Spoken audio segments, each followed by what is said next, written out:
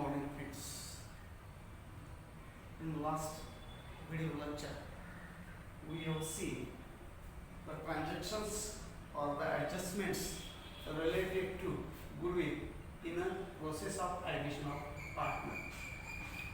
In last video lecture, we have studied about the adjustment related to goodwill in the case of addition of partner. On which adjustment we have to prepare the journal entry, and on which adjustment we can't make any journal entry. We have studied yesterday. मागील video लेक्चरमध्ये आपण admission प्रोसेसमध्ये goodwill संबंधीच्या कोणत्या adjustment होतात आणि कोणत्या ॲडजस्टमेंटची आपल्याला एंट्री करावी लागेल आणि कोणत्या ॲडजस्टमेंटची एंट्री करावी लागणार नाही याची चर्चा केली होती. आजच्या व्हिडिओ लेक्चरमध्ये आपल्याला प्रत्यक्षात कोणकोणत्या जर्नल एंट्री या गुडविल संबंधीच्या ॲडजस्टमेंटच्या कोणकोणत्या एंट्रीज प्रत्यक्षात एंट्री कशा होतील तो भाग पाहायचा आहे. प्रथम ट्रान्झॅक्शन कोणतं होतं ते पाहू. Goodwill brought in cash by new partner. Goodwill brought in cash by new partner. नवीन पार्टनरनं गुडविलची अमाउंट इन कॅश मध्ये आणली असेल तर cash or bank account debit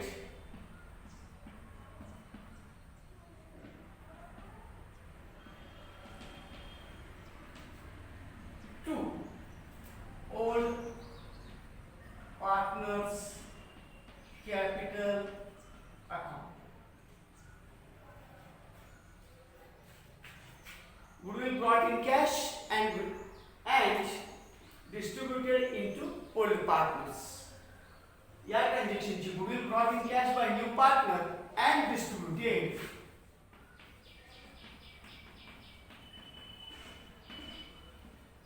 into old partner. Goodwill brought in cash and distributed into all partners. As like this transaction, काही problem मध्ये अशा पद्धतीचं ट्रान्झॅक्शन येईल.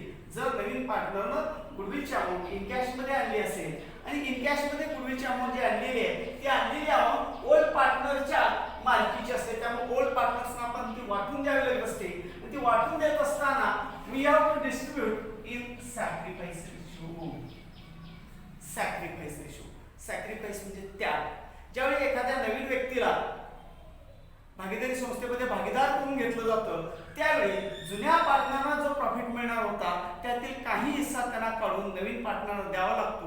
म्हणजे जुने पार्टनर काय करत असतात त्याग करत असतात आणि त्यांनी जो तो त्याग केला त्यांना मिळणाऱ्या नफ्यातील काही हिस्साचा किंवा काही भागाचा त्यांनी त्याग केला म्हणूनच त्यांना गुडविलची अमाउंट काय केली जाते वाटून दिली जाते. Goodwill must be distributed into sacrifice ratio. कायम sacrifice ratio मध्येच ते डिस्ट्रीब्यूट करायचे असते. पण प्रॉब्लेम मध्ये आपल्याला दिलेले गुण आणि दिलेला वेळ याचा विचार करता जर न्यू रेशियो आणि ओल्ड रेशियो दोन्ही जर प्रॉब्लेम मध्ये सांगितले असतील तरच आपण सॅक्रिफाइस रेशियोचं प्रॉब्लेम सोडवत असताना कॅल्क्युलेशन करायचं. जर आपल्याला प्रत्यक्षात प्रॉब्लेम मध्ये ओल्ड रेशियो पण आणि न्यू रेशियो पण not only old but also new ratio Naveen ratio आणि ओल्ड रेशियो दोन्ही जर प्रॉब्लेम मध्ये दिले असतील तरच आपल्याला सॅक्रिफाइस रेशियोचं कॅल्क्युलेशन करायचं आहे अन्यथा करायचं नाही. मग त्यावेळी कोणत्या रेशियो मध्ये गुडविल वाटायची तर ओल्ड रेशियो मध्ये. जर दोन्ही रेशियो दिले असतील तर सॅक्रिफाइस रेशियो मध्ये. जर दोन्ही रेशियो दिले नसतील ओनली ओल्ड रेशियो दिला असेल तर ओल्ड रेशियो मध्ये. कोणत्याही प्रकारचा रेशियो दिला नसेल तर इक्वल रेशियो मध्ये. तर इक्वल रेशियो मध्ये आपल्याला ते वाटणी करायची आहे. अशा पद्धतीने goodwill brought in cash and distributed into old पार्टनरची एंट्री झाली. यानंतर काय होऊ शकतं ही एंट्री झाल्यानंतर पुढे एक ॲडजस्टमेंट अशी होते retain into business. Goodwill should be retain into business. अशा पद्धतीचं ट्रान्झॅक्शन येण्याची शक्यता असते. Retain into business. याच ऍडजस्टमेंट नंतर त्यामध्ये अशी ऍडजस्टमेंट सांगितली असते गुडविल रिटेन इनटू बिझनेस असं सांगितलं असेल तर आपल्याला त्याची एंट्री करायची नाही. No journal entry. No journal entry करायची नाही. Retain into business the amount of goodwill retain into business असं सांगितलं असेल तर no journal entry. Goodwill brought in त्याची एंट्री केल्यानंतर पुढे ही स्टेज येते. रिटेन इनटू बिझनेस म्हणजे की no journal entry, only cash और bank balance increases.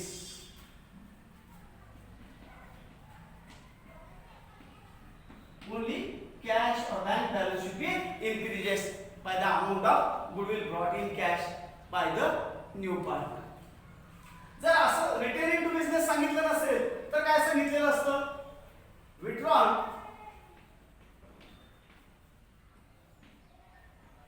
by old partner.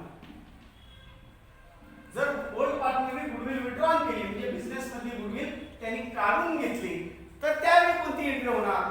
Withdrawn by the old partners म्हणजे ओल्ड पार्टनरने ती गुडविलची अमाउंट काढून घेतली, बिझनेस मध्ये त्यांनी ती अमाउंट ठेवायची नाही असं ठरवलं तर एंट्री होते old partners capital account debit to cash और bank account. Old partners capital account debit to cash or bank account where the amount should be withdrawn by the old partner. Old partner ने amount जर withdrawn केली असेल तर त्याची ही entry आपल्याला करायला लागेल. ही एंट्री एक नंबरची झाली, ही A साठी, ही B साठी. B मध्ये काय सांगितलं? withdrawn by the old partners. काय withdrawn? The value of goodwill. The amount of goodwill is to be withdrawn by the old partners. Then we have to prepare old partners capital account debit to cash or bank account. कारण जसं new पार्टनरनं goodwill साठी पैसे business मध्ये आणले म्हणजे cash और bank account debit झाला. आता त्यांनी काढून घेतलं म्हणजे कॅश और बँक अकाउंट, कॅश और बँक अकाउंट काय झाला? क्रेडिट झाला. अशा पद्धतीने आपल्याला एक तर goodwill brought in cash by the new partner ची आपल्याला एंट्री करावी लागेल. याच्याऐवजी काय होऊ शकतं?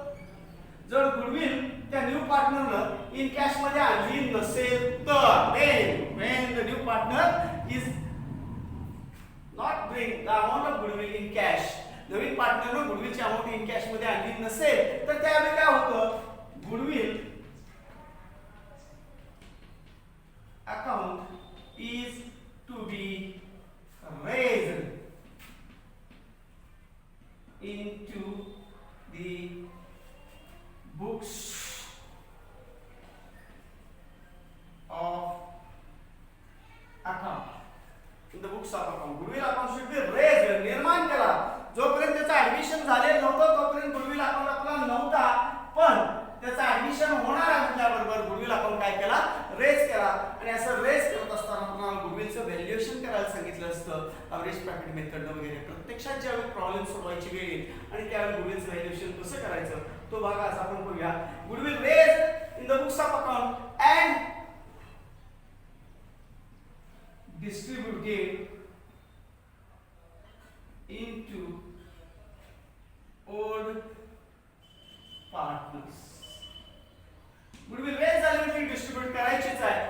Goodwill raised and distributed into old partners म्हटल्याबरोबर आपल्याला दोन नंबरची एंट्री अशी होणार आहे.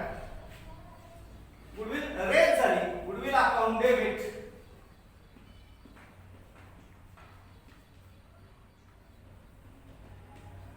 goodwill account debit to old partners capital account.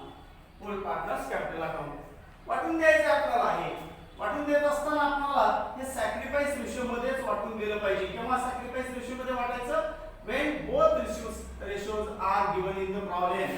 जर आपल्याला दोन्ही रेशिओ प्रॉब्लेम मध्ये दिले असतील तरच आपण ते सॅक्रिफाइस रेशिओ मध्ये वाटून देऊ शकतो, अन्यथा वाटून देऊ शकणार नाही. कदाचित गुडविल रेज झाली आणि डिस्ट्रीब्यूट झाली, त्यानंतर रिटेन इनटू बिझनेस सांगितलं असेल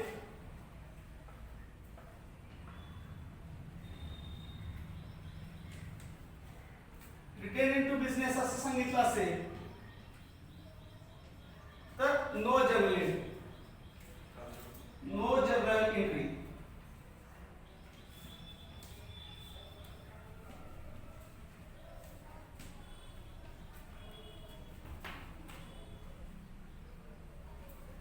नो जनरल एंट्री करायची नाहीये आपल्याला.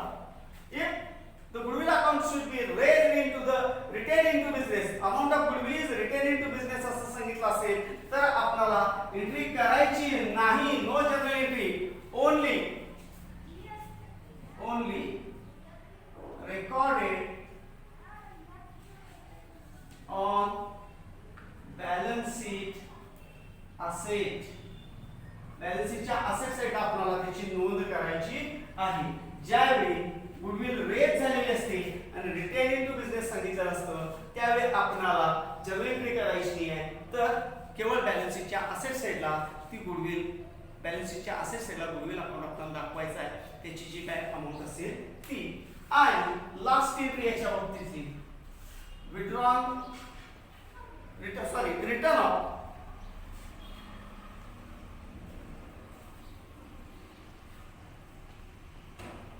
return of after the admission,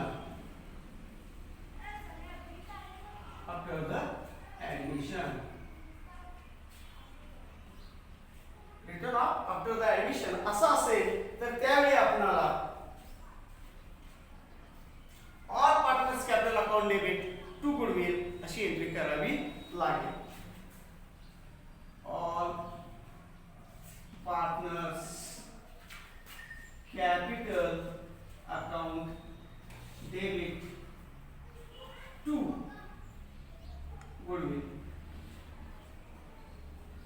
अशा पद्धतीने आपल्याला एंट्री करावी लागेल.